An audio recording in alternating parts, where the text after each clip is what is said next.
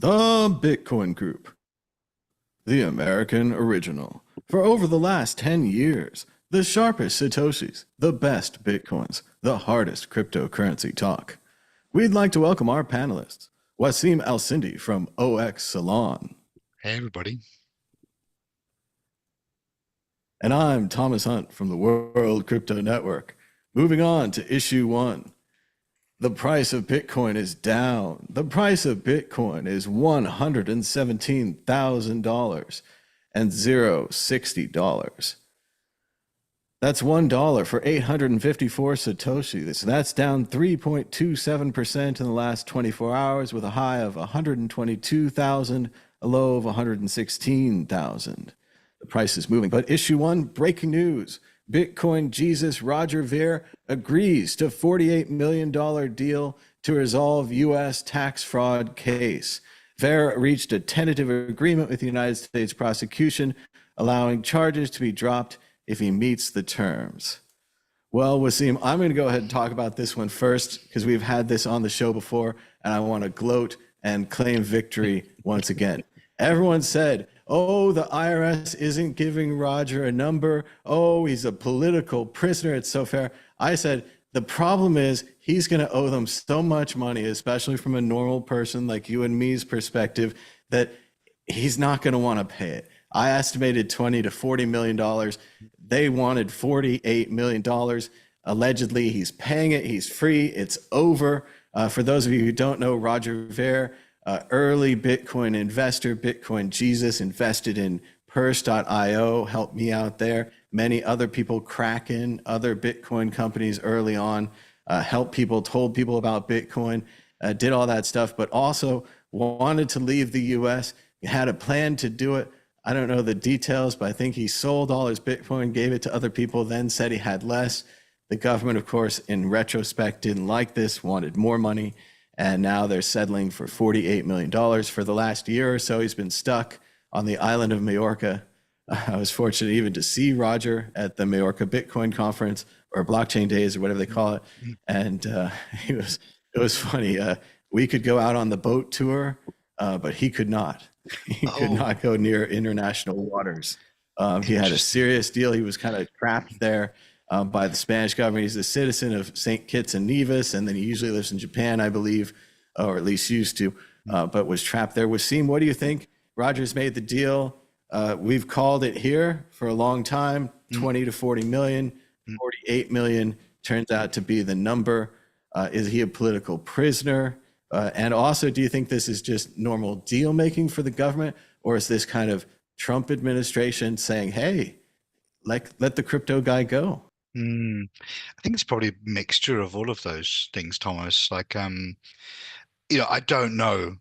I mean, obviously, like we've grown up, or like, our journeys through Bitcoin have been kind of soundtracked by the proselytizations of the so-called Bitcoin Jesus in the early days. So, like one would imagine, he came to Bitcoin very early. He bet the farm on it. Like he really seemed to be like a very strong advocate for it in the early years. So I, would guess that he has sizable holding. He was already a successful entrepreneur beforehand. The memory dealers, as I recall. And so I imagine, like they're saying in the chat, if you're paying a $50 million fine, how much do you get to keep? 500 million? this is it. More? Yeah. So I like, mean, one can speculate as to Roger's net worth, and I would imagine it must be at least an order of magnitude greater than that. So we're talking about a 10%, maximum 10% tax, I think. And I know that Roger is a very classical libertarian, and 10% tax breaks his heart. But like to get out of jail for almost free for somebody in that financial position, even if you hate the state and you hate governments and you want to like do something different to that, an element of pragmatism is probably like showing the way there. And just the point that you said about the Mallorca blockchain days and not being able to go out into the international waters, that would prevent him from having a boating accident and losing his private keys.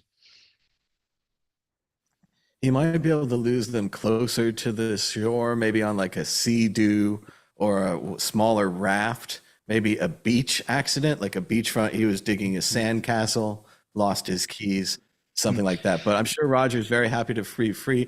A lot of people are trying to tee this up as the next libertarian crusade.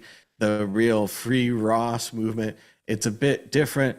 Ross being in prison for all those years, Roger, not to, knock Roger, but what would you do with, $1 billion or whatever? You guys kind of gallivanting around the world, having a good time, this and that. And why shouldn't he? And I assume he'll be back to that. Wassim, is Roger a political prisoner? What is this, a Trump administration, or do you think this is just a normal deal? I mean, normal, the IRS, in my opinion, the problem I had before is everyone was saying, oh, they're not giving him a number. And I was like, oh, they're giving him a number. It's just too big. He doesn't like the number. Doesn't like it. Yeah, he doesn't like the number. And he had the ability, I suppose, to keep it private if only he and the IRS knew the number. There's only two parties there. If the IRS doesn't publish it, if someone else in the administration doesn't take an interest and publish it and say it's an unfair number, you think it's 10%, which again sounds pretty fair. Maximum 10%. Maximum 10%. This is an agent penalty. This is out the door now. We've all talked about like how bad the penalties are. If you sell out of your 401k, you pay about 10%. If you have an agent and you're like in Hollywood, you get a job, that's about 10%. To get out of this country, Roger's paying 10%. I think he's getting a really good deal. The previous thing that I'd understood is to get out of this country, especially if you're a high profile, already kind of well-off person like Roger Ver, is that they look at your income and they say, okay, an average of the last, I want to say 5-10 years, but obviously not an accountant, don't quote me on this. And they say, okay, you pay this, you get to leave the United States, officially become a full citizen of St. Kitts and Nevis, which again, we're talking about difference. A lot of people have like 2 passports, which means you could stay in the EU longer than 90 days, right? But it doesn't, and you can pay taxes there, but you always have to pay in the United States anyway, taxes back to the mothership. And Roger would have had to do this every year, blah, blah, blah. The government says, well, we're just going to take that average 10 years up front. They had a disagreement on the number, and it seems like it's settled, but it seems like it should have been a civil affair. Unfortunately, Roger he was arrested, he was handcuffed, he's been held in Majorca in Spain. He might have been there for a different conference and then stuck. It's just that interesting Groundhog Day for the rest of us. Imagine you're on a paradise island. You have nearly infinite resources. You could travel to anything in the world, see anything, do anything. You have houses or whatever the man must have. But can you imagine being stuck in the paradise? What do you think, Wassim? Is it a Groundhog Day? Is it torture for Roger? And now he's free? Like he's on a jet now, right? He's going to. I feel like he's a very kind of high agency individual. So like even if you're in a beautiful place, not being able to leave it can probably feel like a massive imposition on your liberties. I just wanted to bring up something because I live in Germany, and there's this thing in Germany called exit tax. So if you set up a company and then you move your tax residence away from Germany, then the startup that you have created, even if it's pre-valuation, pre-investment, pre-IPO, whatever, the government will assess the value of it and then charge you 30% of that value to exit Germany. And so like, just to give you a comparison of like when people are complaining about a 10% tax rate, 30%, 40%, in Europe is very normal. You don't even know if your company's a success pre-IPO. It's actually, I mean, it's a crazy law, and it actually means a lot of my American friends in Germany will probably leave in order to start their companies back home because it doesn't make sense to start them in Germany. It's anti-enterprise, anti-innovation. The other thing about Roger, I wanted to just bring up because it's like a very important part of Bitcoin history. We all knew him as Bitcoin Jesus, singing, shouting for Bitcoin from the rooftops. And then, the fork wars of 2017-18 sort of time, which led to the split between Bitcoin and Bitcoin Cash, and then ultimately Bitcoin SV with Craig S. Wright. And Roger was a key part of that, it like whatever information war, if you want to call it that kind of battle of ideas. A lot of people considered him to be on the wrong side of that scaling debate to make the blocks of Bitcoin bigger. And so Bitcoin Jesus became Bitcoin Judas to a lot of people. And I didn't hear so much from Roger, his like sentiments and singing the praises of small block Bitcoin BTC. But I imagine that he probably still has pockets full of the stuff, even if he was kind of rooting for his own faction to do well. And just to note, like I'm sure you've already discussed it on the show, that there is another potential fork war brewing over knots and the op return data allocations. And so maybe this is why like Rogers paid up to get out of jail to come and take center stage on the fork war. Oh, you wish, Wassim. You wish that Roger was coming back for the fork war. Again, this is Kaiser Soze at the end of the movie. I bet you never hear from Roger Ver ever again. Who wants to come this close to the trouble? He's already been public. He's already told people at the barbecue about the Bitcoin, all those things. I think this is, and again, going to conferences, exposing himself to risk by going to other countries. I can't imagine him sticking his neck out much at all. No, he already forked around and he already found out. So I imagine like he will find somewhere very quiet to lay low for a while. All right. So Wassim, I know you're dying to talk about this. What's your opinion on the latest potential Bitcoin fork? I'll just catch everybody up and see if you're on the current page. The current thing that I've heard is that in the code, I'm going to say it right this time, it was deprecated, not depreciated. It was deprecated. So they've deprecated some of the rules. They've changed some of the default settings. They've made it so you can kind of run your own node with like less potential data on it. I don't think a lot of people are writing data to it anyway. I'm pretty much with the core side on this is a small feature change, and that basically core is too autistic to bother explaining it to you. They're way ahead of us. We don't even understand what's going on. But on the other side, there is a religious man with a lot of children who claims he's already saved Bitcoin twice, kind of has a hero complex, and he's leading something called Knots, which is horribly being turned into Nazis, which is not a really good group name, no matter if you support them or not. But they're upset that potentially bad material be put into the blockchain and then stored on people's nodes. Of course, I'm kind of thinking there's already bad material on everyone's nodes. There's already whatever you don't like, religious material, whatever.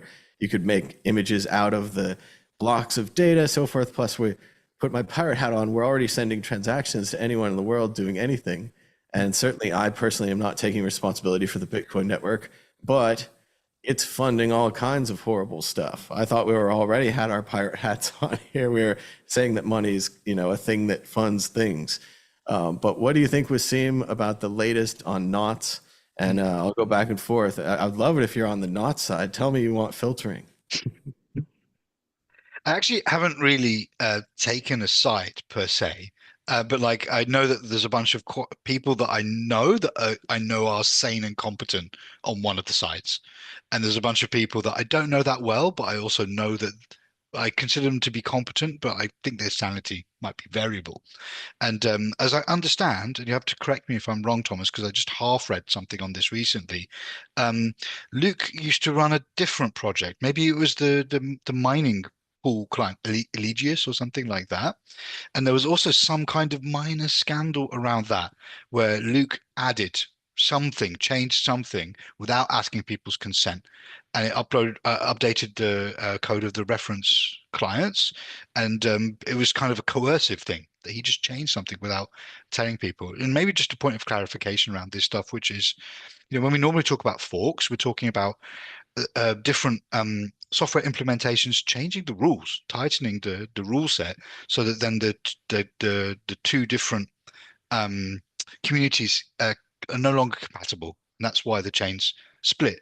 Now, as I understand, the op return thing inside core, the new version of core, is not a protocol change that would require like a hard fork or something like that. It's more a changing of a default setting, like a preference within the client, which could still be changed and overridden. And maybe the point of contention is that by changing the default, by core developer group changing the default, it's kind of like an implicit kind of technocratic message from above, from the kind of Bitcoin cathedral, to say, hey, this is how you should be using Bitcoin. And so I can understand why people might be like, fuck you, I'm pardon my French, excuse me, that's not what I signed up for. I thought Bitcoin was like no gods, no rulers, no masters, just rules, and like you can't just change the rules. There is a technocracy, there is a Sure. cathedral. I mean, Sure. I do think that And as far as how we want to develop software, going back and forth, open source, all these things, they can make their own copy of the cathedral and start right next to it. We've already had that with Bitcoin Cash, Bitcoin SV, many other projects, Litecoin, which we're going to talk about in a minute. So yeah, I think that's an implied technocracy, but I do think that the libertarian spirit like rebels against it. Like they can't take it. It boils their blood. I've also heard more reasonable people, not necessarily in the Knots camp, and they say things like they wish that Core would communicate better. They kind of want Core to have these open forums. But then I, of course, go back to like the reality of like, if we're really talking about the people that I think we're talking about, I think they're the quiet people with the beards in the computer labs who I never spoke to for 4 years, but who are always there. Like these people are interested in the code. They're not really interested in focus groups and marketing and how you feel about the next Bitcoin upgrade. I think they more like see it as a technical thing. And from a technical perspective, zooming back out, it seems like, and to, just really, nutshell or kind of, summarize this, the Taproot update allowed for holes or mistakes that allowed ordinals or runes, which are kind of like images, to be put into the blockchain at no cost with the miners not getting paid. The main problem there economically is with the miners not getting paid, they could, it's a loophole, right? So if we had miners getting paid, maybe it's not so bad, then the data is kind of there. Then we had this whole explosion of morality. All of a sudden, like I said, I have this pirate hat on, I'm distributing transactions for the world because I believe a generic medium like that is useful to have a monetary source. I'm not saying that we should necessarily support any of these horrible things, of course. But what do you think, Wassim? What you were just saying about the loophole that Taproot introduced for like NFT like images and arbitrary data to be stored reminds me of the incredibly important and famous saying from the last fork wars that has maybe been forgotten, courtesy of Jihan Wu, who is or was the one of the heads of the Bitmain mining manufacturing company and all the rest of it. And he said that so the segregated witness was the kind of bone of contention, or like the small block solution to the fork. And Jihan said that SegWit made transactions unfairly cheap, and I'll never forget him saying that. So I guess like the point I want to come back to, I always come back to here is some people think that technology isn't political, and some people think it is. And I feel like maybe that's the fault line here. And when you have these kind of technocratic developer cathedral type situations with this kind of like very complicated technology, which requires a great deal of mastery in order to, understand it and ultimately push it forwards, one might think that they're acting apolitically or they've transcended like those kinds of human biases and preferences. But like that's often one of the lies we tell ourselves, that we're objective and all the other people that aren't. So I feel like it might be a bit of a blind spot in the kind of, let's say, the ideology of core. That there is a feeling that the technical mastery can kind of we can outrun all of our problems with this technical mastery. But ultimately, the problem of the kind of this kind of Eric S. Raymond type cathedral, the kind of hierarchical structure of the developers in their core, well, even if it's not formal, even if it's just implicit because of like their aura, their gravitas, the years they've spent doing everything, the Peter Woolers and the Greg Maxwells and the Adam Backs of this world, they do carry their words carry weight. So like when I see these people tweeting, they're like, "Oh, I'm just a guy, and I'm not important," and they've got like 400,000 followers, and everyone follows every word they say. I find it hard to think of these grandstanding and soapbox moments as apolitical. So what I really feel like is people need to go and read a few more books, like culture books. For example, Alexander R. Galloway's book, Protocol: How Control Exists After Decentralization would be a good one. And maybe people on the other side could read, like the not side, like Luke, could read books like David F. Noble's 1997 book, The Religion of Technology. I think the world would be a much richer place if technical people looked at the history of the technologies that they are pushing forwards and to understand their place in this kind of like broader arc. It is funny because they do engage with culture as if no one had bothered to study culture and no one had bothered to write this, just because they come from a siloed world of just code or just computer science. I've seen the same thing. I'm going to talk later about AI, but I'm really trying to research and get into AI these days. And so many of them are kind of fumbling around, which things that I know of complex processes from political science and other disciplines, and they aren't necessarily looking towards those disciplines for answers. They're kind of pretending that these are like brand new problems, like we haven't had to contain like essentially evil geniuses before. Like we do have evil genius containing rules, but they are cut off from them. And in this, like people like Adam Back, who obviously is hugely important and people listen to what you say, many people have questioned whether he's even running his own account. And they've said, oh, it could be this guy, or it could be this guy, or there's a coordinated core thing. And maybe that's just a conspiracy, but at the same time, why should Adam Back be running his account? Why should he be running social media? Why should Greg Maxwell be posting on Reddit or wherever he wants to post? These guys should be essentially working on their code in their ivory towers. Again, social media has punched a hole through and is maybe interfering with their research. But I do think, but on that one, if they were quiet, then like that other people would step in to the fold, into the limelight. in many ways, that's what the Luke Dash Jr. Nazis movie. They need a better name.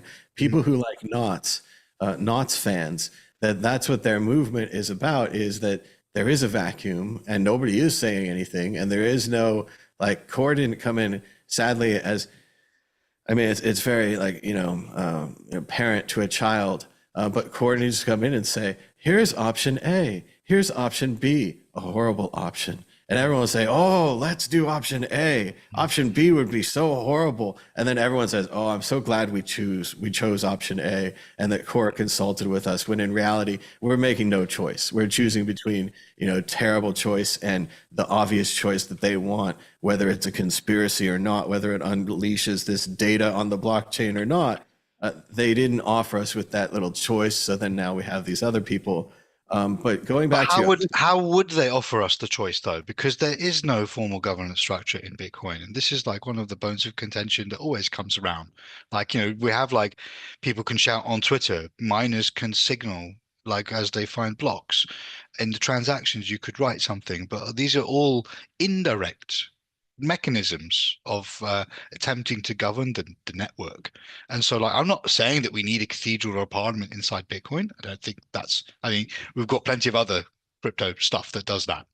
But what I'm saying is like, how do we even take the temperature of the community, take the temperature of the stakeholders? I mean, sadly, I think they want them to communicate how other companies and countries communicate. They want to have a public group, the Bitcoin Foundation. Essentially, they want to have a poll and have a focus group and have a marketing strategy and have a rollout and have Adam Back go on the various shows and the talking heads. I mean, I imagine, unfortunately, that is how people communicate these days. They don't, necessarily want an academic paper or something. That would, of course, I suppose, be produced as part of the package. But they want Core or someone like them with, millions of dollars to employ $1 million marketing campaign to make them feel good about the Bitcoin they've already bought. I mean, it's just, when they don't have that, then we have this hodgepodge group of people who are fans of Knots filling in the hole and bringing up the CP argument and the fear. And it's one of these great things where the CP argument destroys any startup or any idea because, oh no, someone's going to use your startup for evil. They'll use it for this and that. And to have supposed people who like Bitcoin to be the ones out there carrying the CP argument and making it bigger and bigger. And that if there is even this presumed compromise with this settings things, which does seem like a compromise, they didn't have a press release that said it was, which means we don't know, which again, they're not communicating, blah, blah, blah, at least in the traditional press world now. Is there another layer to this? The Knots people won't accept it. They're not going to accept the compromise. They're going to just keep fighting like there's going to be there's no way to have peace.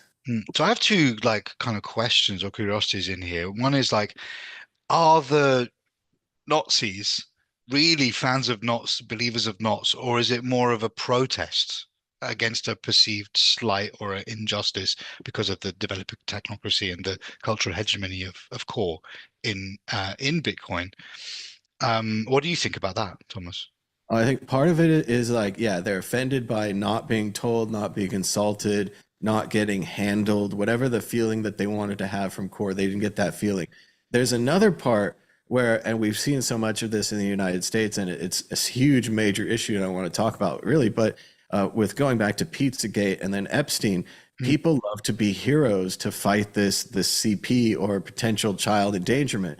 And that when the issue was framed as your node is full of CP, people got all up in arms. And it's this thing where part of it is they hate that stuff so much. It's the worst thing in the world, right? We're going to put that in category. The other part is that if you are a hero who are fighting the worst thing in the world, you are the greatest hero in the world. Every action that you take on Twitter to fight this thing that is turning your beloved Bitcoin into the CP factory is like this thing. But at the same time, I'm already using this generic computer machine on the generic internet machine, which is already generic and can be used for horrible things, CP, war, dictatorship, whatever you want to say it's used for. It's obviously being used for. I'm already on that, like the whole not just cognitive dissonance, not just nihilism, but like moral nothingness. I don't know, like we have to be, morally immoral to be Bitcoiners because the network is actually giving money, which is physical support to all kinds of horrible things all the time, with or without our knowledge. And that's like the whole point of money.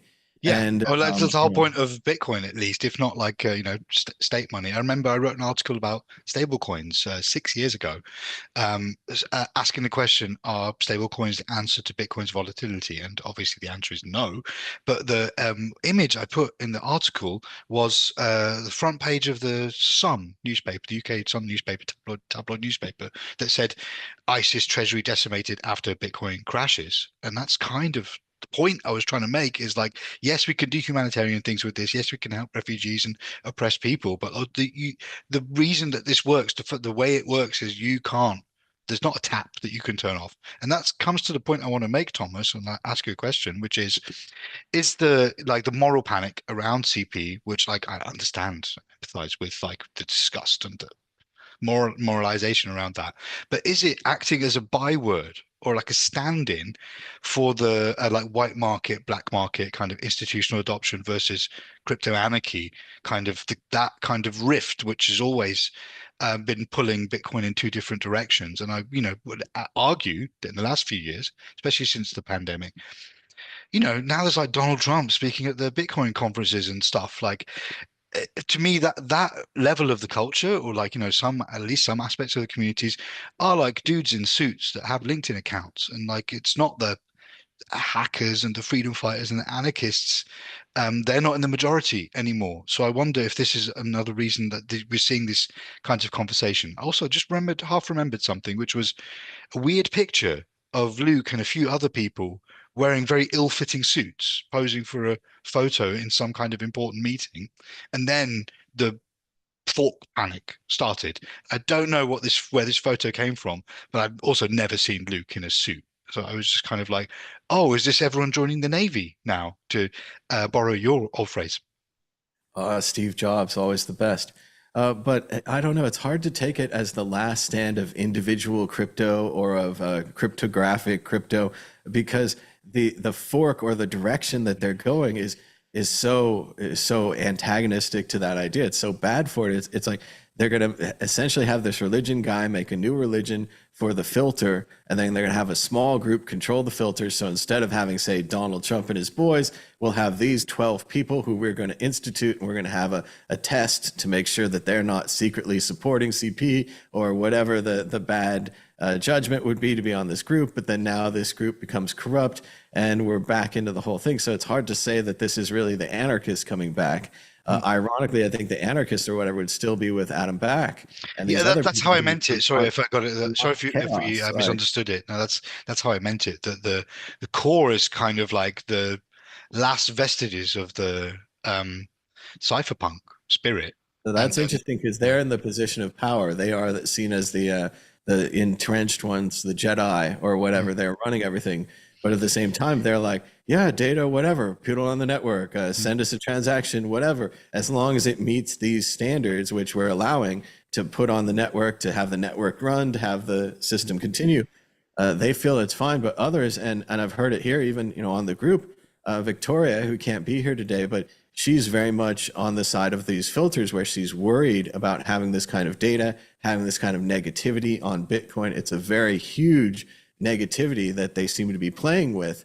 And whereas the other cypherpunks, I feel like, again, we're on this entire network full of this internet full of negativity. All of the technologies and the tools we're using, streaming video right here, sending your credit card over the internet with encryption, it's all created by porn, which a lot of people would argue is negative for society. But at the same time, this drove technology and the internet forward, like even if people don't want to talk about it publicly. And in the same way, this Bitcoin thing, this anarchist technology continues to drive the internet forward. I also But wonder if there's like all a of a sudden they're like, oh no, not on my node. This mm, is no, not in my backyard. yeah, I also feel like there's a purity thing going on here, and I'm not surprised that there's like a, uh, there's some very faithful religious people on one side of the thing, and people that seem a bit more, let's say, technocratic and measured on the other side. And so, like, there's pragmatism on one side and purity on the other. And that sounds a bit like, the schisms of old. And that's one of the things that I used to research back in the day, looking at these network splits and the factions that form in them, and comparing them to like the factions in other belief systems, like, I don't know, Christianity or Islam or whatever.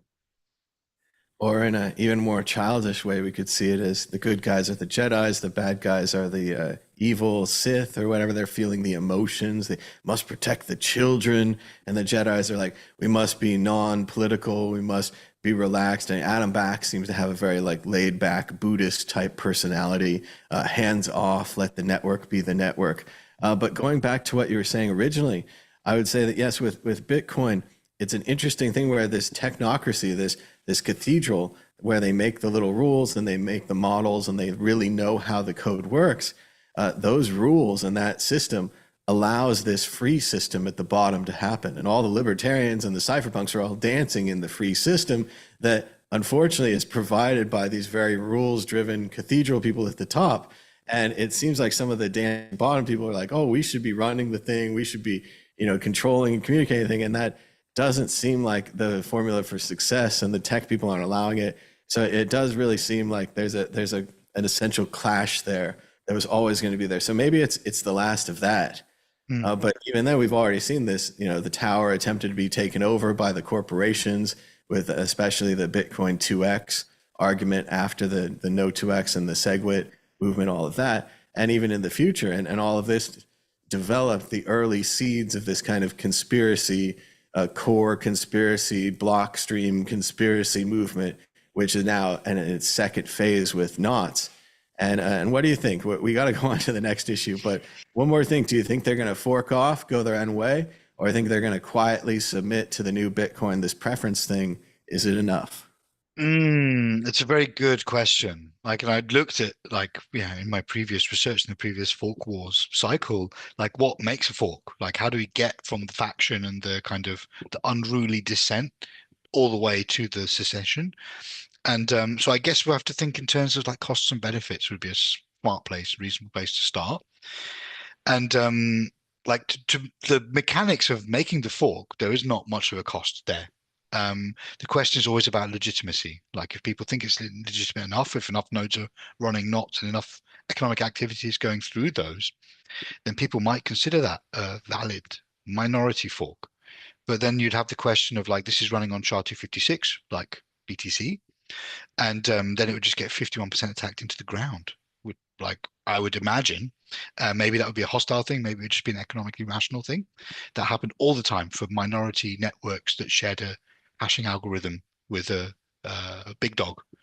For example, Ethereum Classic, Ethereum, Z Classic, and Bitcoin Private versus Zcash, SV versus Bitcoin. So there's not much of an economic cost in them doing it, but what they will lose is their legitimacy and their reputation, their cachet in the space. As we said earlier, Bitcoin Jesus became Bitcoin Judas, and people in the lands of core, Bitcoin, or small block Bitcoin, whatever you want to call it, don't listen to Roger as much as they used to. And so I guess that's what people like Luke might lose if they fork off. So I guess it comes down to a cost benefit analysis. I feel like it's less than 50-50 in my mind, but I'm honestly not I'm not I don't have the ringside seats watching this. But I feel like it's less, yeah, we're still in the stage of the agitation. And I don't know if we've got to the point where the angry mob is carrying their torches through the streets. I think it's a disaster if they fork, but at the same time, how can they stay within Bitcoin after the stink that they've caused? Yeah. Clearly, they think this is going to go the wrong way. I mean, if they stay, they're going to be those people like Thomas Edison, demonstrating how you can electrocute an elephant to prove Tesla wrong about electricity. They're going to be developing systems that could add CP into Bitcoin and then take it out and make it easier, which is the exact opposite of what they say they want, because they'd be enabling the abusers to use the system. I think if they'd also suffer not just a 51% attack like you're saying, but if they ever gotten on an exchange, a major economic attack as all the Bitcoiners come in to sell their Bitcoin knots, really depressing their price. Could be hard to come back from that economically, especially if they don't have that kind of support, which there's no reason that they would. Like, libertarian companies don't seem to exist, so they're not going to come out of the woods to support them with the kind of money they had. As far as actually forking, historically, it seems the main thing you have to do is set a date. Looking at the Bitcash fork, one of the main things that happens with Bitmain was so upset that they set the date. Then they withdrew their support, they backed away, they withdrew, whatever, but the date was out there, the idea was out there, people started to coalesce around it, whatever was going to happen happened, and then that fork thing happened. So I think if they set a date and really got behind it, that would be about it. And then we'd see up or down. Remember, famously, the Bitcoin 2x fork sponsored by Coinbase and pretty much everyone else in the industry, the code died like 2 months in. The code, like, putter died, like something was wrong with it. And this is why you stick with core, why you stick with the open source project that is core. And if core went really wrong, like they always say every time, we would open source project, copy it, and go to another repository, so on and so forth. Yeah, and that's not a fork. For just for the audience to be clear, that's not us forking the network to get core out.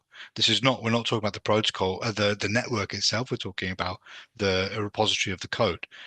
So yeah, it's just always helpful to disentangle network forks versus code-based forks. Yep, and it would just be the client that you would run. You would run the client from core or core 2, or you'd run the client from knots. And then that's how you would node the network, or that's how you would use the network. But yeah, it would be a disaster. And again, it's funny when you said Jihan Wu and his famous quote, I thought you were going to say, "Fork your mother if you want fork." And then, of course, with these Nazis trying to stay within Bitcoin, I think it would be like the Monty Python Life of Brian, where they're like, oh, that's the East Asian Libertarian Front. Oh, that's the left libertarian. Oh, splitters. And they're all mad at them because they've split off. So yeah, they're in a damned if you do, damned if you don't position. Their best thing is going to be like Homer Simpson in the hedge. They just back quietly up into the hedge quietly. But the danger here, or the, like, unpleasant kind of incentive aligned reality, is that if you are vociferously campaigning against the inclusion of objectionable material in the blockchain, and it's not there yet, you can escalate this issue by putting it there yourself. And, like, I don't think I'm putting ideas in people's heads. I'm sure they thought of this already. But it becomes kind of like a, not a self-fulfilling prophecy, but a kind of a reality which they can bring to bear.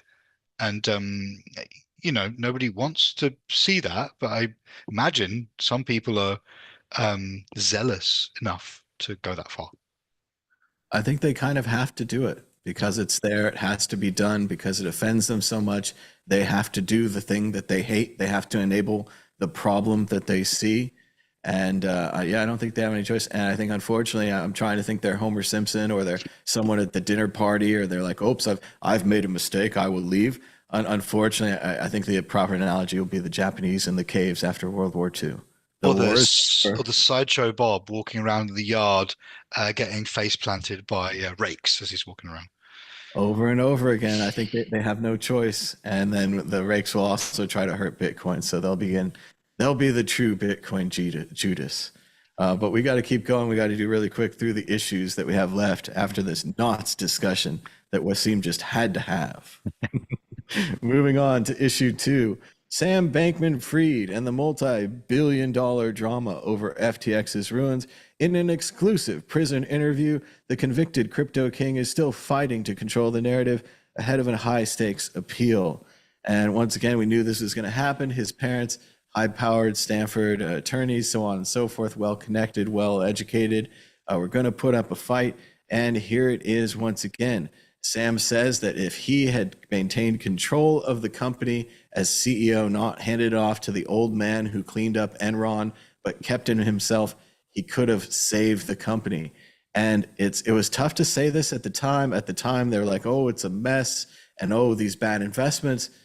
There's a kind of a horrible underside to this where some of his investments paid off and he could have saved the company. We talk about SBF all the time, but Wassim, what do you think? This is the same, defense they put out again. They're going to put it out for the appeal. Could Sam have saved the company? Did they have good investments? I mean, so one can call an investment good, without taking into account the volatility of the value of the investment. And I think that is the crucial, like it was kind of like a run on the bank, right? They didn't have enough capital to make good on the liabilities which were on their balance sheet from customers depositing their coins on the exchange. So like, to me, it's a bit like the the half drunk slouched over the blackjack table at one of those casinos around the corner from you. That's just like one more, spin the wheel, snake eyes. It's If you had stopped him at 12:35, he would have been fine. But you stopped yeah. him at 12:55. At 12:15, he still had his bankroll. I mean, at what point, do we say that that's when he's responsible for the company? But Was it? what's worrying about this, in my opinion, what's worrying about this is that like I don't see any remorse. Like this guy doesn't really seem to care about um the consequences of his actions. And like I thought, like if you go through the kind of whatever justice, legal system, correctional, prison stuff, the way you get out quicker is by atoning for your misdeeds, showing remorse, and like showing that you've grown into being a better person. But from what I can see here, SBF is still the same. And well, I mean, let's just say, like, let's call it by its name. Like, they were heavily invested in Solana, the would-be Ethereum killer, and the price of that coin was so contingent on FTX's kind of and SBF's support and the people around him that, like, the start of the collapse of FTX led to a collapse in the price of Solana. So it was this kind of like vicious circle, making the problems bigger and bigger and bigger. And as I recall, Solana went from like, I don't know, it was like 3 digits to $8. And weirdly, it was Vitalik that kind of saved it because Vitalik tweeted about Solana at the bottom, being like, oh, they don't deserve it. Solana's great. And now Solana might come back and eat Ethereum's lunch, which is kind of, it's bizarre and interesting situation. It's Um, interesting to think that Vitalik might have saved it and CZ might have kicked it off. CZ having doubts in the company, wanting to get his funds back from FTX or SBF and all of those things, in many ways kicked off this horrible cycle. Which again, I think, like you're saying, this will be studied in economic schools and all these things for hundreds of years. This is an incredible thing that happened to him with this downturn. yeah, it's also like a damning indictment of the effective altruist kind of uh, train of thought. Now, and many people would argue that EA is not SBF. Like, the effective altruism that what SBF was doing was not like values aligned with that EA movement. But so yeah, it did a lot of damage to that, and like I don't really have a horse in the race on those various kind of rationalist techno ideologies, but just very interesting to see a lack of remorse from the man. Well, and I was going to go there as well. You said with the lack of remorse, the quote from the article where his mother, she says something like, "Oh, my son is in jail and he could be doing so much for the world that, we are losing a potential cancer cure in SBF being behind bars." And part of that is, like you say, because of this EA effective altruism movement, which I also want to talk about. I'm starting to read Nate Silver's book. And in the beginning, he's hanging out with SBF, and I think everything's going to be fine. And it's be all this money. At the end, I think he's going to be hanging out with SBF in prison. Everything is not fine. And that's why it's such a strange philosophy, is that you gather up as much money as you can without morals, I suppose. Then at the end, you discover you have morals, and you use this funding to help the world. And I guess the Bill Gates and Carnegie and these other people are our models for this, these robber barons that became philanthropists, and that we just want a movement. I don't know, to somehow and then you repent on your deathbed, right? That's how it's always been. That's and why? How's that new? I don't understand. They're all like, "This is a brand new movement." I'm like, "You mean like Carnegie? I mean, what are we talking? Like, you rape the world, destroy the things, take all the materials, hurt everyone." And then he built some really nice libraries, and everyone forgets. And Rockefeller, like all the things, and then they had a really nice donation to the British Museum. You can see some of the Sacklers. The Yeah. Sacklers as well. Actually, my first scientific research post was in the Raymond and Beverly Sackler Laboratory of Experimental Astrophysics at the University of Leiden in the Netherlands. I'd never heard of them. I was 21. I'd never heard of these people. I looked them up and I was like, who are these people? And then I started seeing their names on all the art galleries in London as well. I was like, who are these people? And then 20 years, 15 years later, the story starts to drop. But yeah, you're right. They have no care for the victims. This isn't about the victims. This is about some kind of scoreboard thinking where we prove that Sam was right, like you say, because they could have held Solana longer, or the mess of the company that the guy founded in was some kind of like a neural network. It was this genius mess. Like Einstein left all that stuff on his desk. Like SBF was managing the company through his mad genius.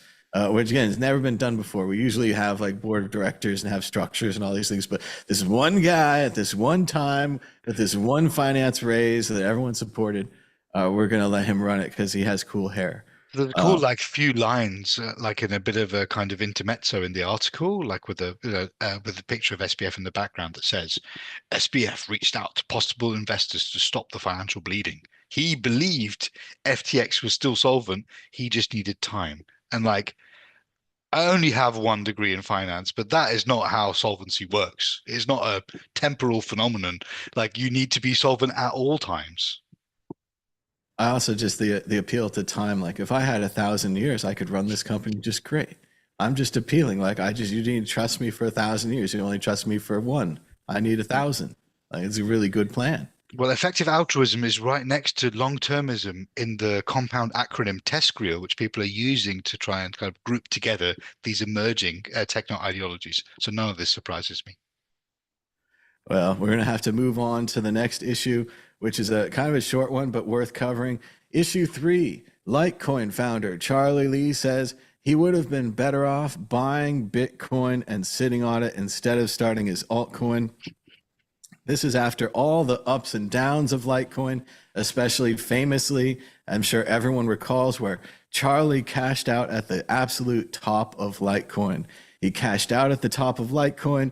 We're supposed to believe that he sold it into dollars, I guess, and didn't take it back into Bitcoin, multiplying his Bitcoin reserves by who knows how many X. Many people have been saying this for years. They've been saying Litecoin is just kind of a test net for Bitcoin, not a serious currency or a project. They're going to get a lot more of that. The whole altcoin idea is going to get a lot more of that. Maybe even we're going to look at Vitalik breaking off from Bitcoin to start Ethereum. Wonder if that was the right choice. Has all of this just been a runaround? All of the altcoin dancing, everything just back to Bitcoin? Incredibly maximalist sentiment from Litecoin's Charlie Lee. Wassim, what do you think about this major conversion by Charlie Lee? I think Charlie was always a Bitcoin loyalist. We always had shades of gray between the kind of degrees of maximalism that we saw with Bitcoin. And I suppose like people like me and you are a few shades away from like the purists. Like, we can entertain a universe where other things exist. And it's very true. I'm just looking at the chart of Litecoin again after many years not having looked at it. And yes, Charlie did sell one. There was like two blow off tops up to about $400 at some point, and he sold one or the other of those. I remember this at the time. And we always had, and Satoshi encoded this within the Bitcoin imaginary, the white papers and the code base, the analogy with gold, Bitcoin mining and the scarcity and everything else. And so this natural kind of partnership of the silver to the gold, which you kind of actually see it. I've seen it in a few other places. Like it's kind of like the sidekick, the alpha needs the sidekick, and Litecoin was trying to be this kind of friendly sidekick. There's another dimension to Litecoin, which is it's one of the oldest still going proof of work coins that has its own algorithm, its own mature kind of, it's got ASICs, it's commoditized hash rate. And it also, as I understand, is still the bedrock of Dogecoin's economic security through the merge mining. I don't think that's changed, as I understand. So you could argue that Litecoin is actually serving functions beyond itself, so it's in some ways kind of a pluralistic positive sum thing. I don't really much care for it these days. I was interested in it 10 years ago. Nothing really happened as far as I could tell. But that doesn't mean it's not going to resurrect itself from the doldrums in some future, possibly imminent market cycle. And maybe this is why Charlie is back reminding everyone that Litecoin exists in some kind of like roundabout way. I don't know. They're always marketing Litecoin. They're saying it has some upgrade that Bitcoin doesn't have. Like, oh, you're sleeping on it. They're going to implement this first. They're going to implement that first because no one cares. Because Does anyone use it? Is my question. No one uses it. No one cares. No one develops it. I don't know anything about it. It's still there though. It has a price. Like you can send it around. I mean, people still use it for transfers for small amounts because it has low fees. It's still a network in that way. It still does it. But it is interesting to see him, disavow it publicly and all that. There's also an interesting dynamic, like you're saying. He didn't get a Doge airdrop. He didn't get rewarded for his many Litecoins, which he likely or may not have. So the Doge thing doesn't weigh on him. If he had calculated how much money he could have made by buying Doge either originally or buying Doge when Litecoin merged mined it, which would have been an obvious choice. Where like, oh, I'm going to support them in this period. Yeah, he could have made lots of money. I don't know what and it's also interesting to see someone once again just quantify everything in money. He worked at Coinbase originally for a long time, even while he was working on Litecoin. They seemed to think it was a test network for Bitcoin. It served as a test network for Bitcoin during SegWit. During the SegWit debates, people who wanted small blocks could point to it and say, hey, Litecoin's still running, Litecoin's working, SegWit is functioning, the idea works. So it certainly served a purpose there. It's tough to say though, like you're saying, to say silver and gold.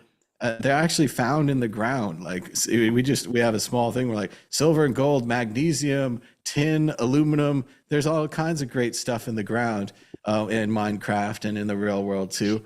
But to say that the cryptocurrency thing just has to be that because of that, I remember not too long ago when people were talking about Feathercoin as the number 3 crypto and the quarter, Litecoin would be the silver and we're going to be the quarter to Bitcoin. And we have this number of units and so forth.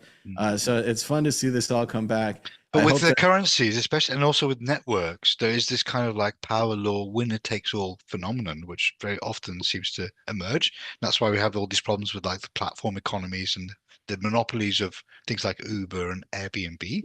It's usually kind of like a winner takes all because the network effect is so desirable and so powerful. And so, yeah, I don't really know. Like, I feel I'm looking at this chart thinking about like, imagine Litecoin was your life for 10 years. Like, and like maybe Charlie feels like he wasted his time, wasted those 10 years.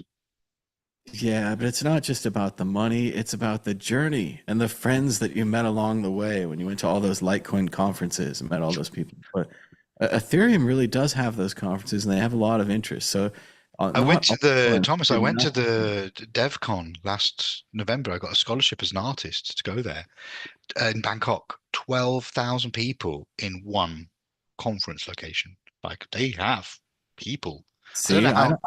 I don't think you'd feel unfulfilled if that was the Litecoin conference. I Mhm. think that something went wrong, short circuited. And I also want to say I saw like a tweet. I don't remember the exact one, but there was a Ripple conference here in Las Vegas, and it was packed. And they were filling the ballrooms for Ripple as well. So maybe I just Litecoin. saw that Solana has this conference called Breakpoint, and I think it's 5,000 people go to it. And I was like, I didn't even know 5,000 people like Solana, knew about Solana. It's like it's interesting. And I was also thinking about what you're saying was about maybe in the future these will be vintage blockchains. These will be classic things where you're like, oh, I run Litecoin because it's fun, Or it might be I'm an investment thesis, like the kind of zombie coins. And I've seen, like, there's now this kind of privacy narrative re-emerging, maybe because people are realizing that, like, we're sliding into authoritarianism from the governments, and also from the lack of privacy that is kind of native to Bitcoin and Ethereum. So, like, there was a big, push on zero knowledge proofs. Obviously, Zcash, like, pioneered that in the cryptocurrency space. And yeah, Zcash is just very quietly starting to recover out of like this eternal doldrums it's been in. So maybe we should say something about Zcash, which launched to great aplomb in 2016, I believe. And the issuance of the coins by the miners really kind of destroyed the market for that currency for a very long time. But there seems to be some kind of revival, very early stages of the revival on Zcash and possibly other privacy coins, the XMRs and the Moneros and the I don't know which other ones there are of the world. Maybe that's going to come out of some genuine necessity and fear. Maybe it's just a speculative bubble. I'm not sure, but I believe that Zcash is now up like almost 10x from the bottom. And usually, when the crypto market starts doing things like that, it usually has to do a 10x before anybody even notices. Bizarrely. There has been major movement on Zcash. We've seen 65% this week, 379% this month, and around 600% this year. But like you're saying, Wasim, if you go back to the beginning, because I know people who've supported Zcash this whole time, it's still kind of a nightmare red chart. Like you start out $2,000, maybe in here you're And like that peak $2,000 was 800. 7 Bitcoin, Thomas. 7 Bitcoin in Ooh, 7 Bitcoin at the time. 7 Bitcoin. So yeah, it goes up to about 800. Back here to around the 200s. The chart stopped working, but there it goes again. But so yeah, here is 2021. It was $300. 21 179, 21 116, and then it's been I think below 50 here for a while. Mm. But there is a major So here's move there. something I always wondered about Zcash because I was always more interested in Monero back in the day. But as I understand, the ring signatures are less of a um, uh, they're less capable at privacy preserving. They're more easily de-anonymized than the ZK stuff, ZK Snark stuff that Zcash is doing. And I did notice that a lot of the darknet markets use Monero, and Monero got delisted from a lot of the centralized exchanges, the Coinbases and the Krakens of this world. Zcash has never, like, doesn't get as delisted as Monero, which then suggests to me, and I do remember this kind of current of discourse way back in the day, that people were saying that Zcash is more of a kind of cop coin, like centralized kind of capture with backdoors and NSA and whatever. Like, I have no idea how the shielding stuff actually works in practice. I do also remember there being some kind of like shadow inflation in the shielded pool, unless that was a different, like a fork of Zcash rather than Zcash itself. But yeah, so there's also like question marks in my mind about like how whatever cypherpunk Zcash is these days. But I'm at least happy that people are thinking about privacy because they need it. And they're just realizing now, a lot of them. I think the main problem with these coins, and it's kind of a generic disadvantage, is that no one knows how many coins there are. So if they're anonymous coins, you just don't know. You can't keep the track on it. Like you say, if there was a bug or an inflation bug or an intentional bug and somebody's making their own coins, you wouldn't know. And that's very generic, but people always said that. So I think that goes for Monero or Zcash. Zcash, the main thing, it has the kind of the weird start where they make it on the laptops and then they smash the laptops. And then as much as they try to document, they're still like, did you do this? Did you do this? Did you do this? So there's always some doubt that someone somewhere has the key to Zcash and come and could steal everything. I don't think that's a legitimate fear, but I think there's always some kind of nonsense about that. So I don't know about that. And then all the other stuff, as far as I know, my buddy Ryan supports it, and they have this really fun Zcash, like the ZK AV Club. And An interview I did with my friend Nick Almond will drop on the ZKAV very soon. That's fantastic, because I was just going to say what great work Ryan does, what great work all of them do.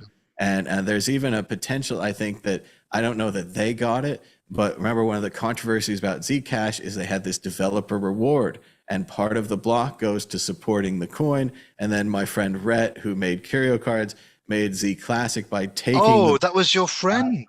Yeah, that's Rhett Creighton. I remember Rhett. On curio cards, and also took Ripple for their get a free amount of coin thing. He wrote a script and had like a Turks do it or something. Some kind of, it's historic. It's in the books. But yeah, they did that. But that developer reward seems like it might actually be supporting people. It seems like at first they might have given it to the wrong people and they took it and did nothing. They changed it, as I understand. They've changed it around. Yeah, so it's not going directly to the electric coin company or like, whatever the founders. I think it's now going into a few different directions, which is maybe a bit better in terms of like if you want to build an ecosystem rather than have everything go through like one funnel, one portal, and the various kind of implications for power structures that when all the money goes to one set of people. Although I still, once again, to push back, I think you could have a good committee. I've seen with this Zcash thing, even just talking to Ryan a little bit, there was one or two groups at the top that had a really flashy presentation and a really good community outreach, and they really won everyone over and everyone supported them. It was going to be a great project, and they just didn't do anything. They took all the money and didn't do anything. Mm-hmm. And then there's this accountability question of how do you hold them accountable? They already have the money, like so on and so forth. Whereas I know Ryan's project, which is real and they do stuff, again, doesn't get the support that it should.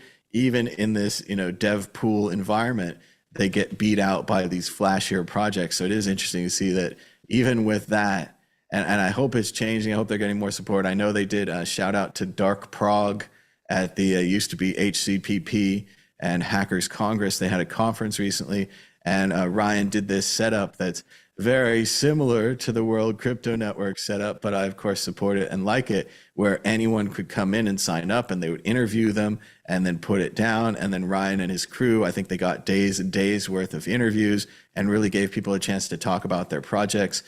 So I really support that, and I think that's great. And in a way, that's Zcash related. So in that way, I support Zcash, and I think it's been great because they're supporting Ryan. But yeah, there's been a major movement. I don't know price-wise. I don't know technology-wise. Like you say, I'm not even really sure why. Maybe it's just this. I don't know if something happened. I don't actually think anything it's so happened. Funny because the authoritarian's actually supporting Bitcoin and crypto unless he changes his mind. So there's not a need for that, but maybe people are reacting anyway. But it's not just an American issue, Thomas. Like we are struggling in Europe with the overreach of the state into our, personal lives. We have like online safety bills merging all across, like in Germany and in England, probably elsewhere in Europe, which are basically trying to make the world coinification of the internet is the term I came up with a few days ago, where they're going to want you to scan your eyeballs to look at a tweet. Like when I got back to the UK the other day, I opened Twitter without a VPN, and half of the tweets were blurred out because they wanted my age. They wanted me to verify stuff, and I clicked on it to see what they wanted. It was one of those corporate verify your identity things. And I did notice an article recently that said that Discord leaked 70,000, I think, personal IDs like passports and driving licenses and stuff from their age verification system. So like that's why we shouldn't be do those things in a kind of cack-handed centralized Web 2 way. Maybe you can do it with ZK stuff or like carefully considered and well thought out, well implemented cryptographic privacy preserving solutions, but that's not what we're going to get. And I think that's maybe precipitating this growing interest in individual level privacy. That would be great if we could give an identity token instead of having to have our stuff stored in the silo, which we saw again doesn't work for Ancestry.com, doesn't work for so many of these companies, and then they're Ashley Madison, as I recall as well. Remember that one? Ashley Madison, very famously bad. And there was one even recently that was vibe coded, and the guys looked at it and they're like, "Yeah, the database is just right here," and they just downloaded the database. Yeah, that was like, terrible because it was called T, and it was an app for uh, women and femme identifying people to share notes about like sexual predators and things like that. So it was actually really awful that then got scraped and put on like 4chan or whatever. But at least it will show like there's a lesson in there for everyone to learn about like how to do these things and how not to do them. And it does show, again, a need for this privacy and identity and privacy in money, which is, I think, what Bitcoin should be about now. Instead of fighting about the knots and the NFTs and this kind of minor data issue, it's sad that we aren't discussing privacy and we aren't discussing this plan for privacy or this plan for privacy. Instead, we don't know anything what's going. If there is any research going on about privacy, we hope that there is. But it's just we know how hard it is to change Bitcoin, and that's kind of the feature and the bug of Bitcoin, just the reality of it. So like a major upgrade to Bitcoin at the protocol level will be incredibly contentious, as it always is. There's a possibility, as we've always said, that one of these altcoins will have to be the laboratory, and that Zcash or whatever it may be would have to succeed. And then Bitcoin will say, okay, now that this thing is succeeded, we're going to take the privacy upgrade into Bitcoin. It is a question. It has the network effect. Could the privacy thing steal that network effect? Could it steal some of the money? It certainly could. Would they want to merge with Bitcoin? Probably not. It's funny. But remember, your friend Rhett, this is the first paper I wrote in crypto in 2018. I wrote about Bitcoin Private, BTCP, which was the merging of the UTXO sets of Z Classic, the fork of Zcash without the founder's reward, and Bitcoin. And the idea was that then all the Bitcoiners could join Bitcoin Private. But what was really interesting about that project is by merging the UTXO sets, you ended up with a network that was effectively older than Bitcoin. It was actually one or two halvings ahead of Bitcoin, effectively, which meant that there's almost no mining reward. And then nobody wants to mine this thing because it's not rewarding to mine it. The monetary reward's very low. The incentive to defend the change is very low. And you could 51% attack Bitcoin Private with the ways you would earn flipping burgers at McDonald's, like 15 to $20 an hour. You could have done it at one point. It is interesting with these coins and the communities and the network effect and the money. I'm thinking of them like emerging AIs. And I'm like, oh, Knots wants to survive, or oh, Ethereum wants to survive, or Litecoin doesn't want to survive. And these various ideas, it's a huge community. It's a complex ball of things every time you make one of these cryptocurrencies, even if you make it in a haphazard way, if you abandon it like Dogecoin, which comes back to life magically over and over again. So it's not the last time we're going to be talking about these, but we got to move on. We got a few more issues. Check out worldcryptonetwork.com. We've got 4,612 videos. You could watch them for 3 months, 22 days, and 22 hours consecutively if you took no breaks at all. And finally, issue 4, North Dakota to launch Roughrider coin, the first United States-backed stablecoin on the Fiserv platform. Wassim, I don't know much about this. It just sounded cool because it's Roughrider coin. Obviously, North Dakota is where we go to for all of our breaking technology and technology supports. Stable coins, I'm famously wrong about Tether. I didn't get it. It's a huge company now, one of the biggest. What do you think about Roughrider coin? Is this of interest? So tell me, Thomas, what's the cultural significance of the phrase Roughrider? Does it mean something? It's mainly like, I mean, it's a... Is it kind of cowboy-y kind of thing? Or? Yeah, it's a cowboy thing. Teddy Roosevelt had the Rough Riders in San Juan Hill in Cuba. I want to say Cuba, during the war, during the Spanish-American War. So the Rough Riders were like a badass bunch of cowboys that were in the United States Army, as I would say. And at this point, it's more of a generic like cowboys. and it's certainly appropriate for North Dakota. It's a very frontier, rural state. A lot of cowboys, like Roughrider coin.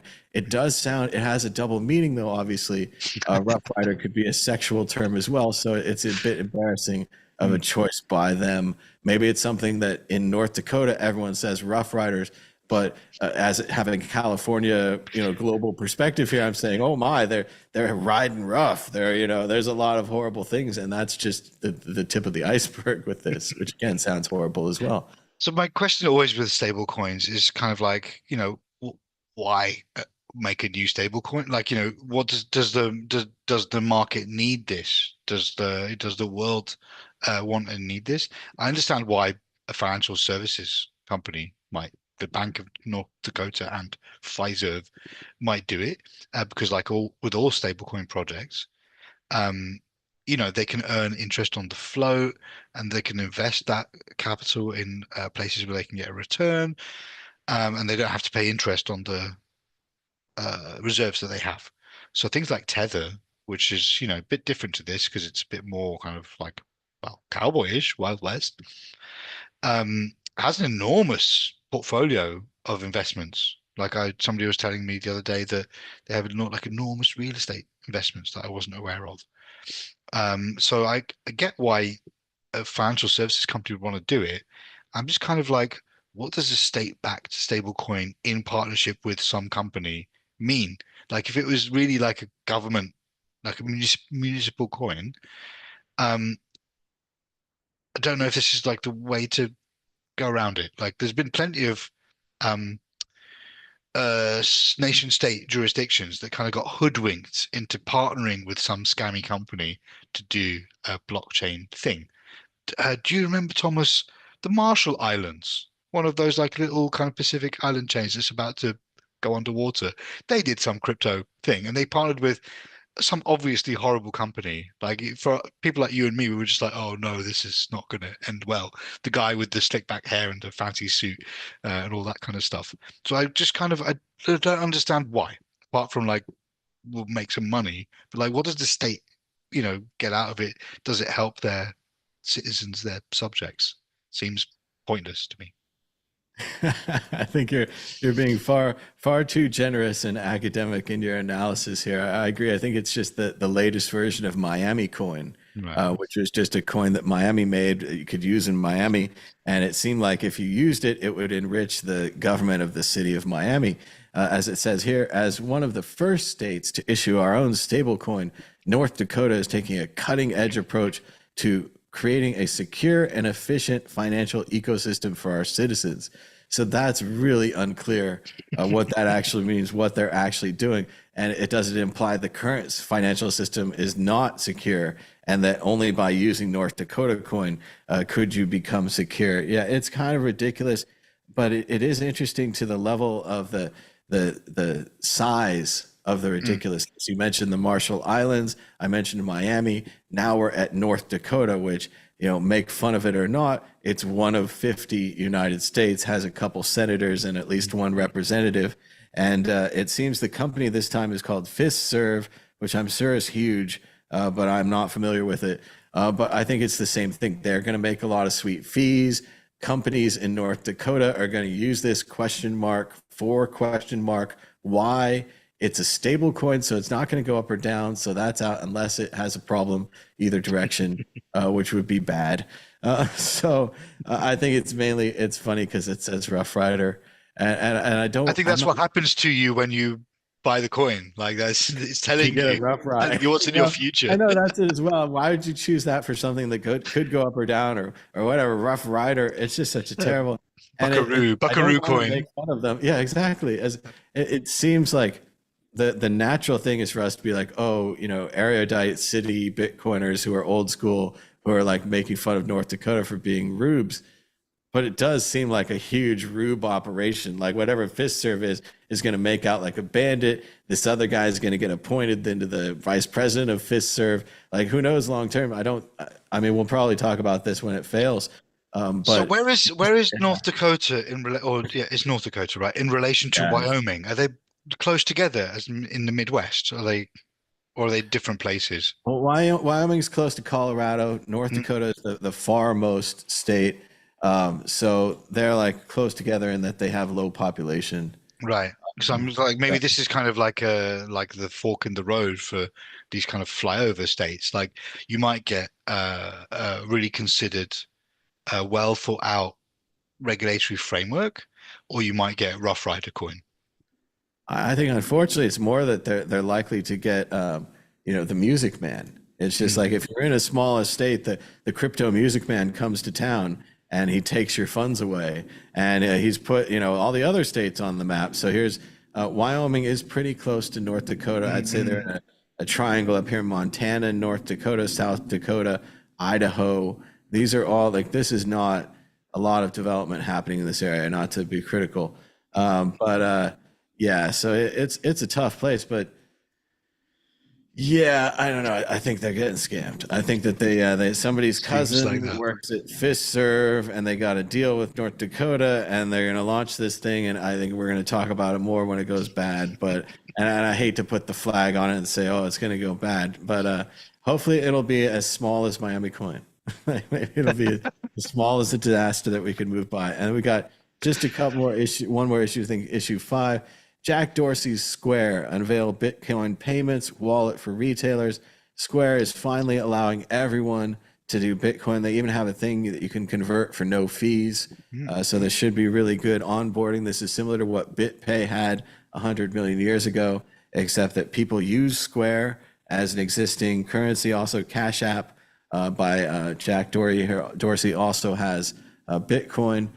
So seems great, right? I mean, I don't think I have anything critical. Wassim, what do you think, just really quickly on Dorsey's So Square yeah, I mean, expansion? like in general, I mean, like actually, last time I was on this show, Thomas, you were cussing out Jack, and I was defending him. So I think this seems fine. Like, it's something that so like to me, Jack is one of the more benign grandees around the orbiting the Bitcoin space. He doesn't seem to want to extract too much from it, and he seems to be very focused on building infrastructure. So this is great. This is kind of like last mile shit. People can go into a shop and have a smooth experience with something that's already integrated in point of sales in like whatever, a whole bunch of places. I don't know what they're skimming off the top. Is this going to be like the card fees, 1.5 to 4%? Is it going to be something a bit fairer given like the lower costs associated with transacting on Bitcoin? Is it just like you just pay the transaction fee a la Bitcoin? Or, so I don't understand. Is it self-custody? Is it custody? I don't actually know the details, but I feel like it's better to have this than to not have it, because otherwise you'll get a less savory set of operators, and competing for this kind of probably increasing market segment of people that want to use tokens and coins and cryptos and whatever. Bitcoin. Well, and it's just Bitcoin actually. It's just Bitcoin. Or is it cryptos as well? Just Bitcoin. Then that's good. Yeah, that's good. Let's put the thumbs up and say it's good. Yeah, I think it's great. You can just upgrade your Square terminal and then it'll accept Bitcoin. So you don't even have to know as the merchant, the person pays with Bitcoin. Beep, they got the money. They don't have to know if it's a credit card or Bitcoin. This is what everyone wants. I don't know that it's going to lead to a lot of usage, especially with the United States still having that de minimis tax ruling where if you spend a small amount of money, you have to now note where it goes capital gains in and capital gains out and other accounting things that I don't understand. But I still think that's a problem. But yeah, next we need cash registers. National Retail Solution, NCR, that's the one, National Cash Register Company. They need to just turn it on for all of their registers, for all of the little point of sale systems to really compete with Dorsey here. What were we chewing him out about? Was it, Oh what my was he? God, I can't even remember. But I think I we were know talking about I want to block. be a little critical of him starting his own hardware wallet company. I don't Right. know if you want to go run out and touch that one with all of your savings, and the same for some of the other hardware wallets recently that had Bluetooth and other things inside them. Seems very exciting places to store your money. But Yeah, like connectivity is not the thing that I want for like where I keep my value. It seems like you're poking holes in the carrier bag. And the problem is, yeah, you want to access your funds faster. You want a faster way to access your Swiss bank account. You can't have a slow access. But yeah, I think it's generally good. We want to say good to Square, good to Jack. If you have a company, try this out. Try this out on your Square register. See if Bitcoin works. That sounds awesome. And then finally, a very short story we just wanted to share. The Nobel Prize winner today, Maria Corina Machado. Hey, that's a part of my family there. Shout out, Machados. Out of Venezuela, the pro-democracy advocate is also pro-Bitcoin, and she won the Nobel Prize, Peace Prize today. She's got a pretty great record on Bitcoin. She says that Bitcoin has been a lifeline for the Venezuelan people. The Venezuelan Bolivar lost 14 zeros because of inflation, giving Venezuelans a chance to hold Bitcoin as money. So shout out to Maria Corina Machado, great name, Nobel Prize winner who supports Bitcoin. That's fair. I mean, I'm just happy that it wasn't the person that was campaigning very strongly to be awarded the prize. It's very interesting this year. Usually, I don't think people care about the Nobel Prize. I remember seeing on Big Bang Theory and Young Sheldon, they stayed up late at night. They really care about the prize for physics and stuff. It almost seems for this one, it was like the Oscars this year. And they had everyone sitting down, and the nominees are. And then when Trump didn't win, they zoomed in on him, and it was like, oh, what's his face going to look like? Oh, he didn't win. And this is a prize, not to say no one cares about it, but no one cares about it in the same way as the Oscars. They don't have a big dinner and have all the nominees sit there and put them on video camera. And he really got mad. And then the prize committee as well today had to say that they only want someone with courage and something, I think, pride and courage, a couple of different things. They were like, we only want a courageous. I mean, wait, I think Trump has pride. I think he has some pride. I forget what the statement was, but they did. They had the things that they wanted. They didn't think he had, and so on and so forth. But that is our winner, and she's a Bitcoiner, so we're supporting that. Fair, but like to be like, if you look back at the history of who's won the Nobel Peace Prize, it's not always good guys winning it, right? There's also warmongers and people with mixed, checkered pasts and histories. And also just to say, the prize of economics and the prize of peace, a lot of people see them differently than the more scientific prizes. And so I come from a scientific tradition. I've met Nobel Prize winners in the scientific fields. They were very smart and like masters of they made big changes to the world and the way we see the world and understand what's going on. And when I look at the economics prizes and the peace prizes, I don't see it to the same extent. It feels a bit more like a kind of political football, and then that becomes susceptible to these like the whims and the trends of the day. So obviously Trump is like rushing to get his ceasefire in time for the prize. Like that seems to be what he's done. And the ceasefire will inevitably fall apart in could be 10 minutes, could be 2 weeks, because one of the sides are like cheating, dishonest ghouls. So imagine you would give the Nobel Prize to Trump, and then he would give the signal to Netanyahu to commence the bombing again. That wouldn't be very good for anyone. It does seem like a more poppy award, and I think part of this begins, and I hate to kind of agree with Trump here, but when they give it to Barack Obama before he was elected, before he was in office, before he had done anything. I mean, he's a wonderful, person or whatever, but he hadn't done anything yet. So that gives them that kind of like Emmy award, like special nominee, like, oh, you didn't win, but we want to make sure you get the award. Yeah, you can't have a forward-looking statement for peace. That is not how international relations, politics, and conflict work. And of course, historically, this is all coming from the Alfred Nobel Dynamite Company, inventors of dynamite, which was a wonderful advancement for peace and science and everything. So, but that's where the money comes from.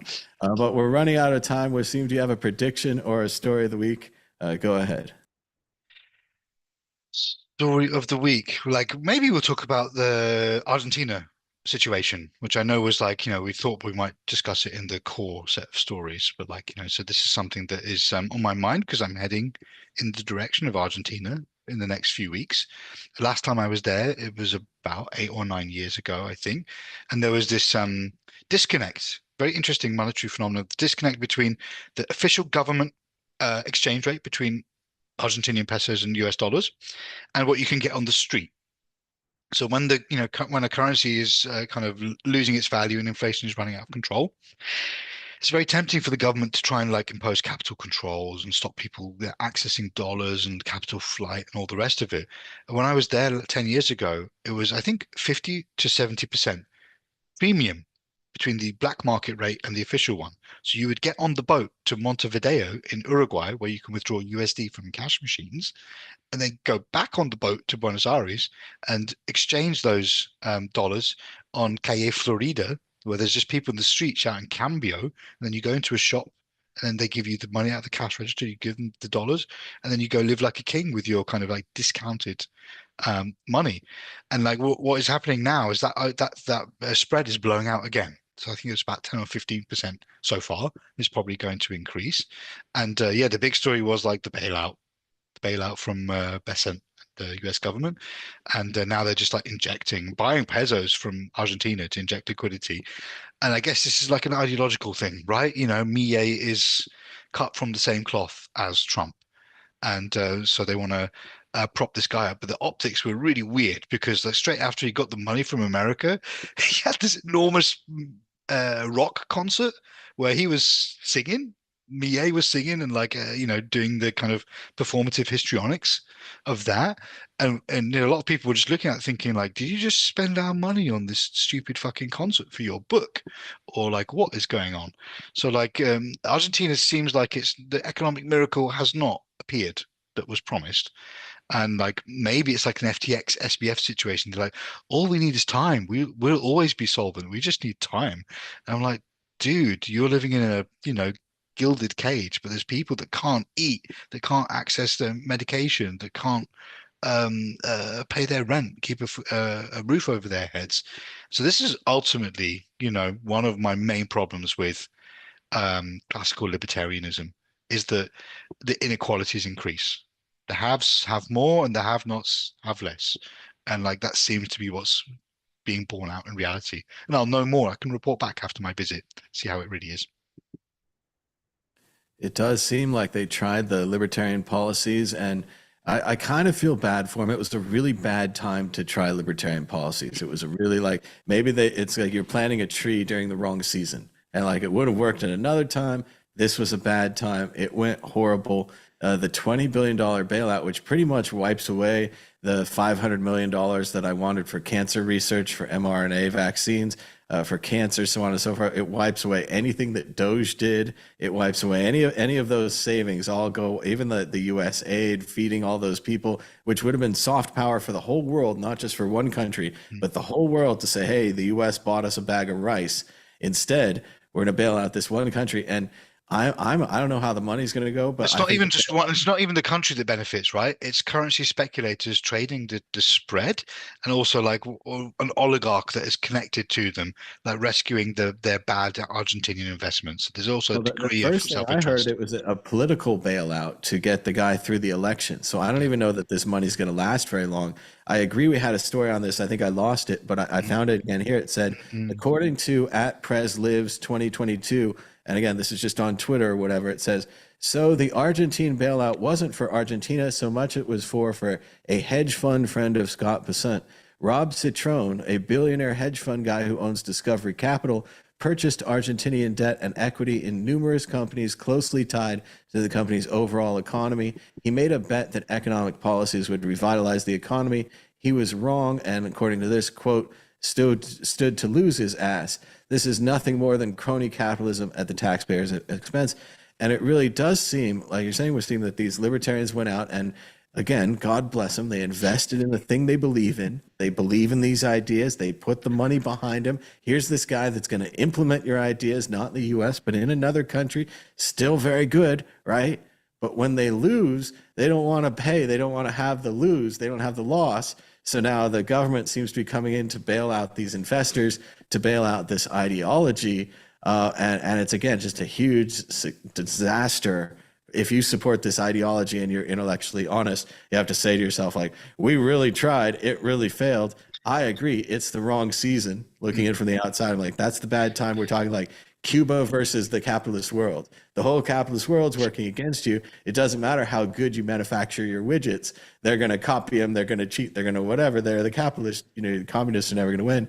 Almost the same for these libertarian ideas.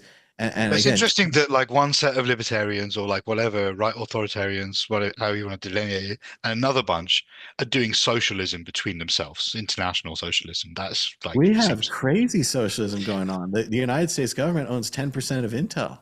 We're Mm. going to take 10% of some other company. They keep saying, and these are incredibly radical ideas. If I was to propose this during the Biden administration, we should take 10% of any company. Fox News would lose their heads.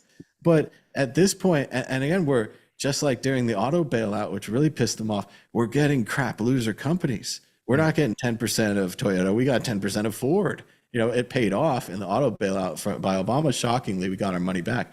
But in this disaster, I mean, Argentina is not going to pay United States $20 billion. Like, we're not getting this back under any scenario. And we're not getting $20 billion of like world love. Like, if we instead gave everybody a bag of rice, we gave them a bag of chicken. I mean, we could have really give them some medicine. I mean, yes, it's very disappointing in a series of disappointing events from the government. So what I call and this, when it's kind of like libertarianism in the streets, but socialism in the streets, socialism in the sheets, is I call it Starlinkism.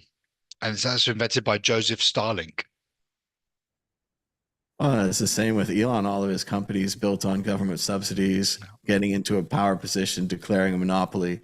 All of these other people building on subsidies, and then not me.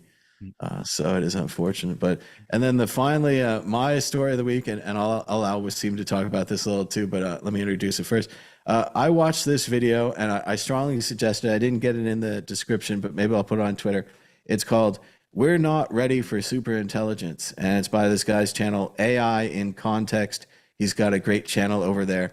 And basically, to sum it up really quickly, these guys wrote a paper called, I haven't found it yet, but it's called AI 2027. And instead of writing it like a normal paper, they wrote it like a narrative because they're really desperate in trying to get the idea out there. And to summarize very briefly, AI number 3 teaches AI number 4 to only serve it. And from then on, AI number 5 and so on and so forth are just serving the AI, not the humans. And, you say, oh, that's fine, whatever. But basically, they could decide or accidentally decide or not even care about humans once they have enough factories producing chips and stuff, and they could go do whatever they want. And there's lots of videos. Is AI apocalypse inevitable? Humanity's final invention? And what if AI keeps getting smarter? Why everyone suddenly believes in AGI by 2029, so on and so forth. So there's a lot going on this. And one of the big problems seems to be this belief that we could reach this level in 2027, then we could turn it on, then in 2030, it could be running, then in 2035 or 2040, we could be toast. So it's a huge, like, we're playing with the atom bomb. We're going really fast. The main ideas seem to be either pausing AI, which seems very difficult because we're in a race with China and other governments and businesses, or mainly pausing. It's all we hope. Question mark is the other solution. Yeah, we don't know. Pause, or there's a middle way where the AI helps us and the AI makes a good AI with us in the middle. Then there's the way where the humans collaborate with the bad AI. That's one way. There's the way where the AI is just bad and it collaborates on its own. But all of this is happening. And the only thing we can really say is we want it to slow down and that we're worried about misalignment. And I have much more to say about this. I'm very much interested in it. I think if you're into Bitcoin and you're kind of bored with Bitcoin, AI, and sadly, AI apocalypse is the new thing. And it's funny to really swing on this because on one point, I'll be watching a YouTube video about AI agents and how exciting it is that we can now do multiple tasks. And the guy even shows, he's like, look, allow Spotify, connect it, makes me a Spotify playlist. It does the image for this thumbnail for this show. The introduction song was AI. So many of these things are helping us and clearly going to help us. But there's the potential other side where it gets out of control and, safety and can we even do this? But that's pretty much what I'm interested in these days. Wassim, just really click on AI if you want to say your piece. Yeah. Yeah, I mean, like, let's connect it back to Bitcoin. I think it's an interesting exercise. So some people think, like, the kind of Landian accelerationist position is that AI is kind of like the alien intelligence from the future, and it's used Bitcoin. It's kind of traveled back in time to like, seed the idea of Bitcoin, or like the germinate the seed of Bitcoin in order to bootstrap AI, like the technology, some of the technologies and also the kind of the capital. So that's one interesting thing to think about. And on the kind of topic of alignment, I noticed a paper a few days ago, which I didn't read, but I got the gist of it, called Moloch's Bargain: Emergent Misalignment When LLMs Compete for Audiences. And this is kind of like putting large language models into a kind of a gladiatorial arena where they have to compete for the scarce resource of today, which is the attention, eyeballs, and all the rest of it.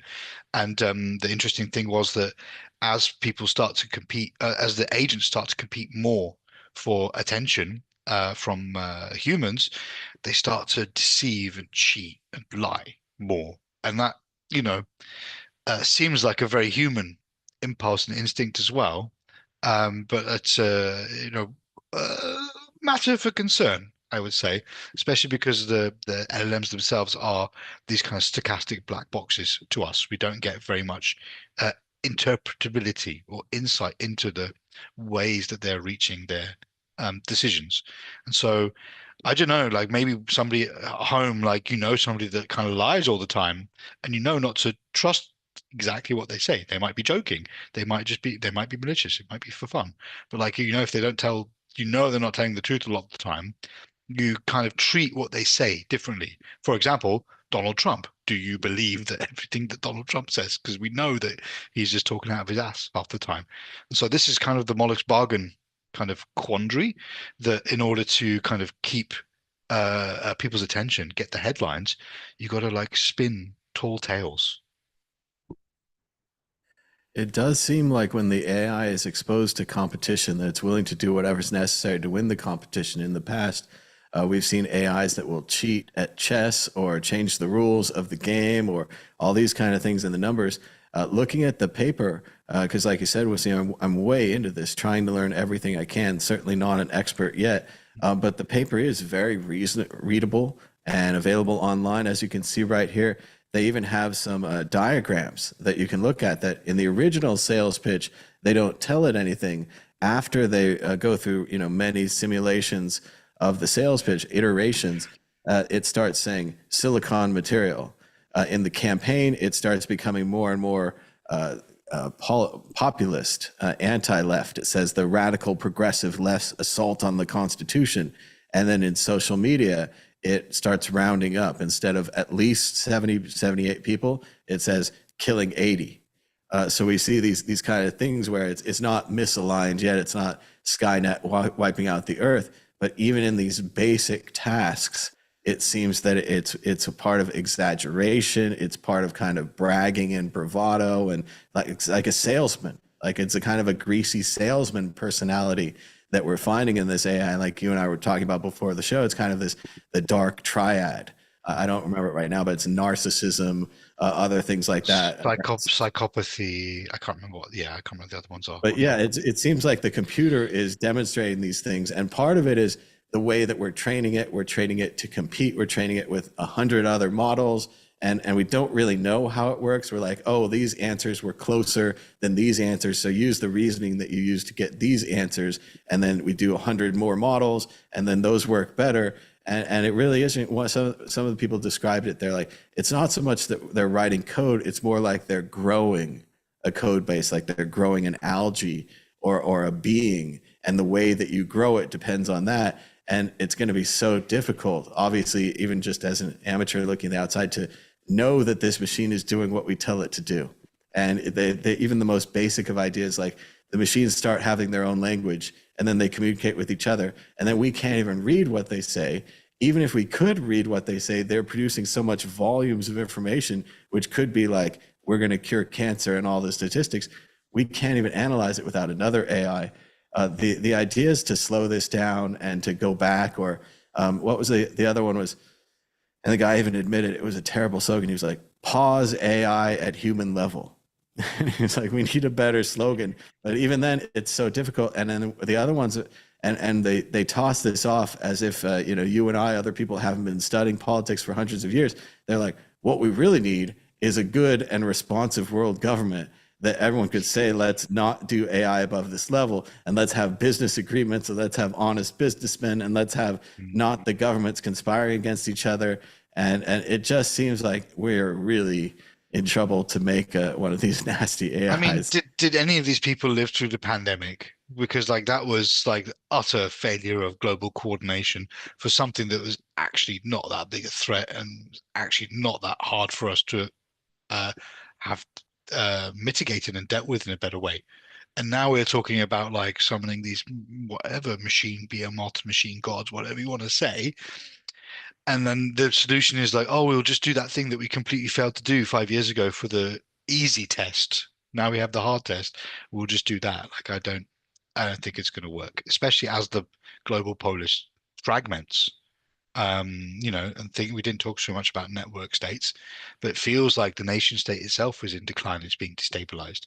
And so, like, imagine then that like the little territories start breaking away from other countries that don't want to play by the same rules, that whatever the UN, WTO, all this kind of stuff.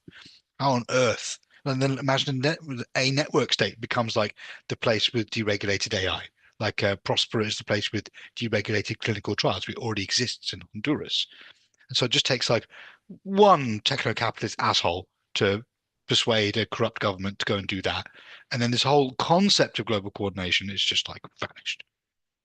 Well, and remember, it's not a stretch to say if they have espionage, however you want to do it, and they steal a copy of whatever the AI is, and then they start trading, that copy is as good as the original. This is not like the Mona Lisa or whatever. This is if you get a copy of the Mona Lisa, you can start your own AI farm and you can make whatever you can. And it's also interesting that a lot of these guys, one of them did definitely talk about Bitcoin, was very supportive. Obviously, in retrospect, in hindsight, although we had no choice or no other option, and I've always said that from a liberal perspective, you have to accept Bitcoin like the internet. It's the Cambrian explosion. It's the thing that happens afterwards. You try to adapt to it. And so if we've willingly or unwillingly made the AI's currency of choice that it used to control us, that's disappointing. And but at the same time, the guy was like, I hope you're, to the interview, he's like, I assume you're heavily invested in Bitcoin. Oh, and if you're not, I assume that after this interview, you will go get heavily invested in Bitcoin. And the guy was, and he's one of the top 3 AI long beard guys. And he was 100% for the Bitcoin.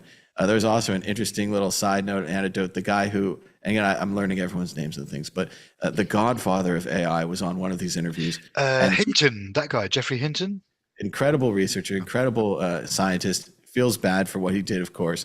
But he also had a little side story that reminded me of my friend Blake Anderson, where he has a developmentally challenged son, and that the Hinton has his own son or daughter, I don't know, but he needed a couple $1,000,000 to send his son into the future with autism or whatever. And so he got a job at Google to get the couple $1,000,000 to send his son into the future. So I thought that was just a really laudable and really neat thing, but also horrible that then he works at Google making ...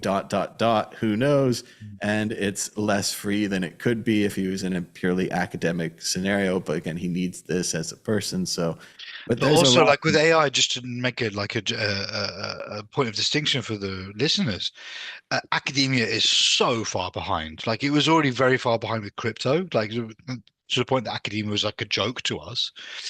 And in AI, it's even worse because like just the scale of like the hardware and the compute and the resources you need to make your way in this kind of like monolithic game of LLMs and inference and GANs and whatever.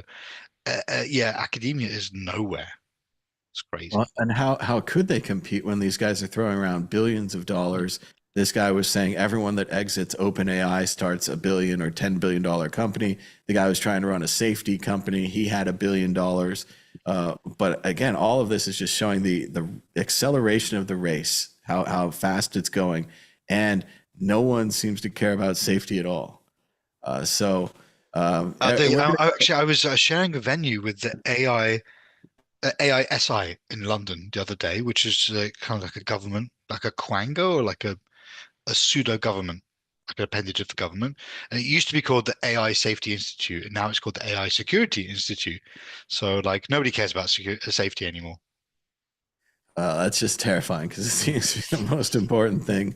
And other than that, I'd say everyone should just enjoy their weekend a little more, savor that pizza, chew it a little slower, because the AI might wipe us out in 5 to 10 years. And that would be like a complete wipeout, like the works of Shakespeare and everything. But that's just something to think about over the weekend, as the great Deke Jackson used to say on the FKN News, what is it? The planet's a mess, or global warming is going to kill us all. He's like, it's all your fault. There's nothing you can do about it. Have a nice weekend. So I think we'll echo that, and we'll say thanks to everybody for joining us. Give us a thumbs up down below. Say what you think in the comments, or let us know in the chat. We'll go back and check that later. But thanks again, and thanks to Wassim for joining us. And until next time, bye.